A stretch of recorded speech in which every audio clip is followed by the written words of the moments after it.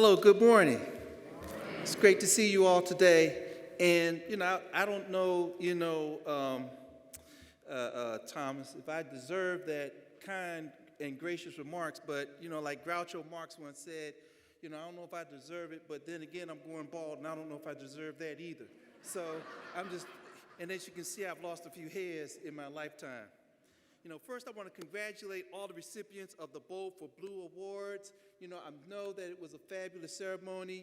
Ali, whom I've come to have a great kinship with when it comes to fighting for things cancer, let me know that, and I'm just so glad to be here with you today.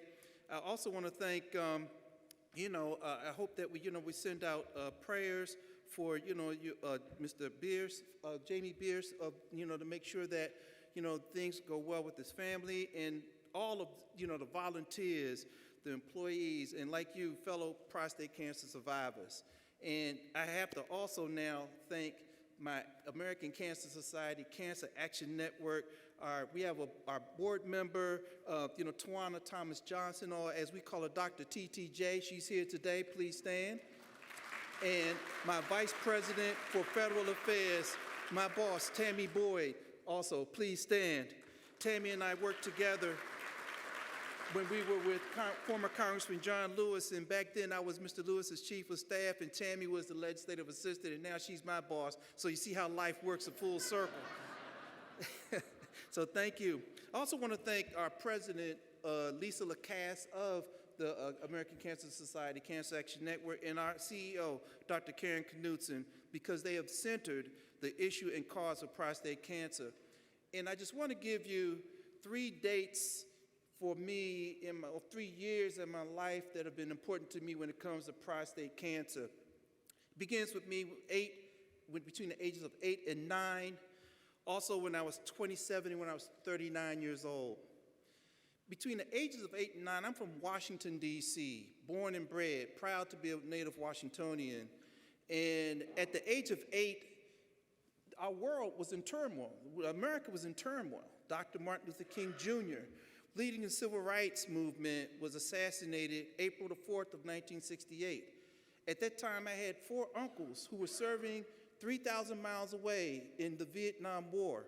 My mother, at 9, was diagnosed with ovarian cancer. I was in the 3rd grade, and the doctors came to my house, my school, Giddings Elementary, which is less than maybe 10 miles from here on Capitol Hill, and said, son, you have to come on out. This is probably the last time you're going to see your mother alive. After that, I was scared, but I ended up, I had 4 uncles who were in Vietnam. 1 did not come back. My mother won her successful battle against ovarian cancer, came back as throat cancer 2 years later. But the thing that I learned was I was afraid, but I survived. Fast forward to when I was 27 years old. I was married.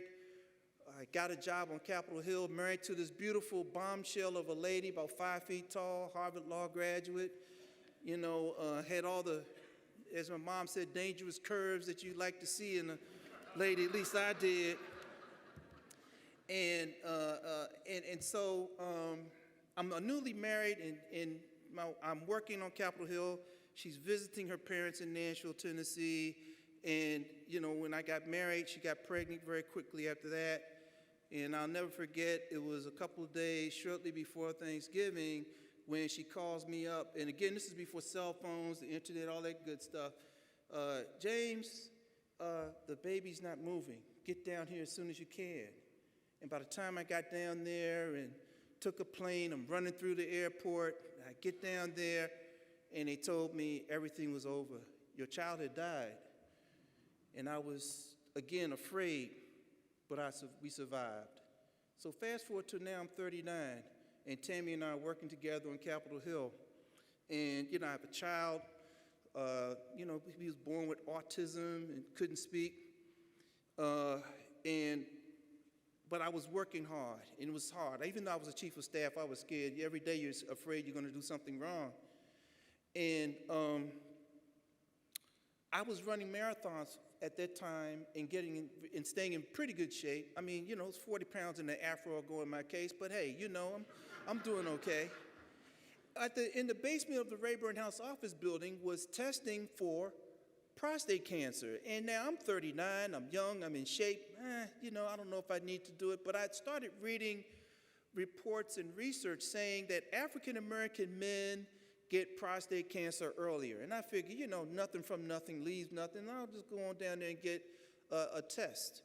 And so I had the blood draw for PSA, and I had a digital rectal exam. Now, when I talk to some of the men in here about digital rectal exams, I hope that you're not afraid of a digital rectal exam. I was married, and I'm married today, but that was my late wife. And I've been to almost every pelvic exam she had. If you've ever seen a woman go through a pelvic exam, a digital rectal exam should not scare you for 1 minute. I'm just putting it out there like that. So what happens?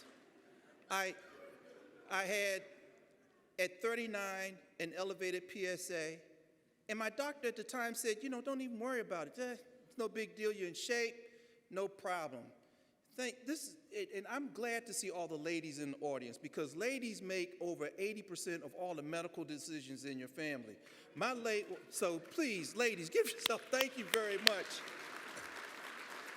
Because as I have said on more than one occasion, the reason why I'm here today is because some woman guided me where I needed to be. And one of those women, two of those women today are Tammy Boyd and also Dr. T.G.J. right over there. But in this case, it was my late wife. She said, James, go to another doctor. Go to another doctor. It can't hurt. The doctor said, you know what? Let's wait 3 months. Let's do another PSA. My PSA was double what it was the first time. He said, let's go and get a biopsy so we can confirm or, rule out whether or not you have cancer. I had the biopsy, and I'll never forget the day I was sitting in that doctor's office with my late wife, who was sitting next to me, and the doctor was fumbling through some papers and trying to see what was going on, and he said, yeah, you have cancer, Mr. Williams. You have cancer. And, now I had heard that my child had passed away. I heard one of my sons had autism. My world stopped right there when that doctor told me I had cancer. And then the doctor's going through the different options I had. Cryogenics, radiation seeds. We could do watchful waiting, or we could just do a radical prostatectomy, which is what I did. I chose, and I was looking at my wife, who was stoic, looking forward. And she kept asking the question, and I know we're adults here. She said, I just need to know when James is going to be okay. He said, well, if you have a radical prostatectomy, back then it was 2 months of a catheter, and, there may be incontinence, but, she kept asking, no, I don't think you understand what I'm asking you. I want to know when James is going to be okay. And so I'm looking at my dear, sweet late wife, and I said, I'm glad that we're keeping things in perspective here. So after I had my surgery, it was successful, or so I thought. I became immediately a member of the American Cancer Society program they had back then called Man to Man. I went through counseling to talk to men in hospitals, kind of like what was talked about earlier.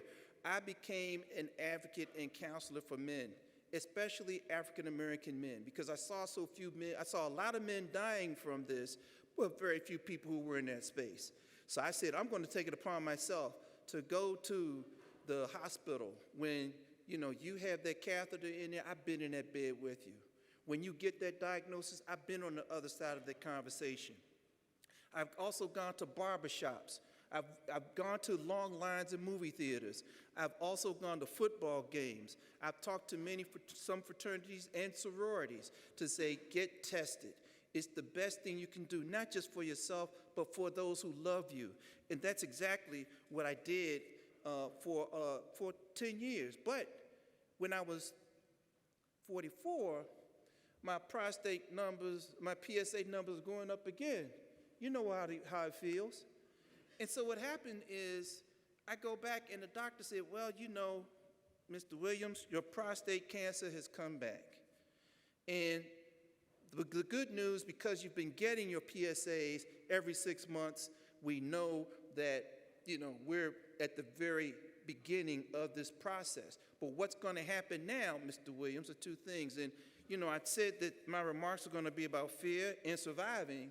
He said, if you're a man, what are the two biggest things you have as a fear about prostate cancer? Incontinence and impotence. Those are two of the biggest fears that you're going to have. And I told the doctor, so what does this mean for me? He said, you saw what my wife was saying the first time when I had prostate cancer. What's this going to mean for me this time? And, very candidly, he said, we're going to do this with radiation, and we believe that we can beat this again. But you're probably going to be impotent, Mr. Williams. This probably what's going to happen to you. But let me tell you, that's the bad news. But the good news is we have ways to treat that too. We can make your life whole. Sometimes some people say it'll make your life better than it was before. And the thing I like to tell when I talk to men about impotence and prostate cancer is even if you don't have prostate cancer, I'm 63, I know I don't look it, but if you are over 60 years old, you're 60% of your fellow 60-year-old buddies, they're probably impotent too at some point. So this is something that we can also treat as well. So 9,928 days, 8 hours and 50 minutes into my first marriage, MS took my wife to glory. She passed away. And like a lot of people who were widowers, I was feeling sorry for myself, and I didn't think and I said, I want to do something in which I want to serve. So I became a member of the American Cancer Society's Road to Recovery. And that's where we give rides to people for their chemotherapy treatments or their doctor's visits. And for every person that I took in the D.C., Maryland, Virginia area who was an African-American man, 9 out of 10 of them were surviving or fighting prostate cancer. So I used those rides as my chance to proselytize and educate them. I said, look, I've had prostate cancer, you've had prostate cancer, so you know what we're going to do? We're going to get our sons, our nephews, our brothers, our family members tested, because that's the one thing that we can do. When prostate cancer is tested, and you're tested for prostate cancer early, you have a 95% chance that you will survive prostate cancer. So that is the thing that I did when I became a member of the Road to Recovery program. And as I've said in many other speeches, I view my career here with the American Cancer Society. I've been here since July of last year, kind of like, I think Apollo 11, that's the one that landed on the moon. It's the apogee and epigee of my whole career and my whole challenge of dealing with and fighting cancer. At the beginning, the blast off was my mom being diagnosed with cancer. It was also me being diagnosed when I was 39 and also at 44. And it continues now in our fight to ensure that cancer doesn't exist. My vice president, Tammy Boyd, I know I've said her name twice, it's the third time. She has a saying in which when we deal with ACS CAN, because we deal with the advocacy on the fight in teaming with Zero for Prostate Cancer for You. She has a saying, it goes like this. It says, there are no permanent friends, there are no permanent enemies, just a permanent interest to end cancer as we know it. And that's our attitude when we go to the halls of Capitol Hill every day. And I know that you're going to go to Capitol Hill, many of you, because that's one of the most important things you can do and in order to help to ensure that more individuals have access to screening and testing for prostate cancer. My granddad used to say that life can find a way, but he said, you better remember, boy, death ain't lazy either. So what you need to do is when you go up there, I know that some of you, this may be your first time advocating, and I know that, some of you may be afraid to knock on doors of Capitol Hill. Well, one thing is for sure, nothing is going to happen if you don't put in the work. And the only place success comes before work is in the dictionary. So you're going to have to put work in order to make this happen. And you're not fighting just for yourselves, you're fighting for other people who are sometimes yet to be born. And I know it's scary because one time I was smart enough to ask the same granddad that I always quote in many of my remarks. I was 17 years old. Again, this was 50 pounds ago in the afro.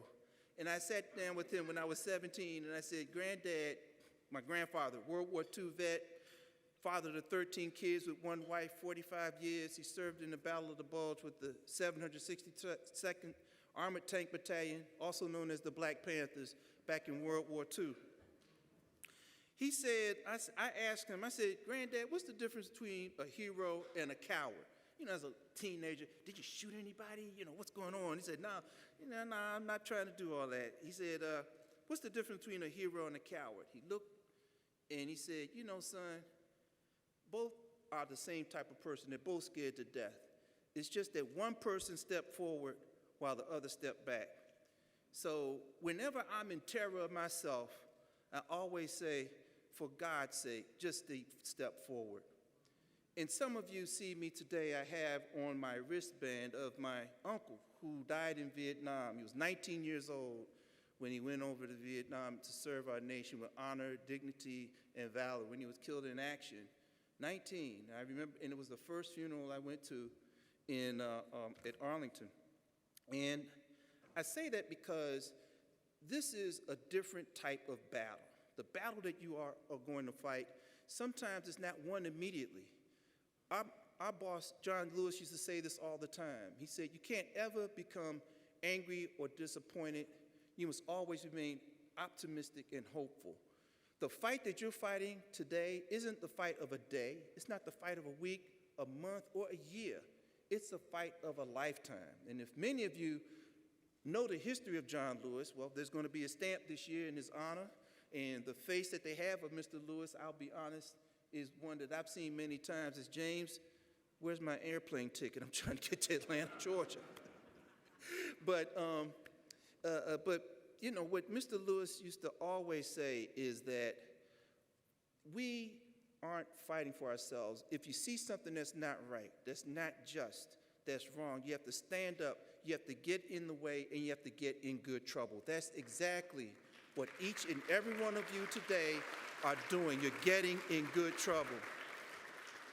And I thank each and every one of you for that, because you had to take a plane ticket, take off work, you had to get a hotel room, you had to find where the hotel's located. Tomorrow you got to go to the Rayburn and the Longworth and the Cannon House office buildings. You're going to walk, you got to get something to eat, you got to figure out, come back, you got to stay in touch with your family members. That's a lot.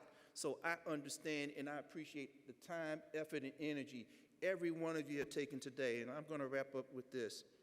And that is, when you are fighting on behalf of us all, remember again that this is just the beginning of the fight.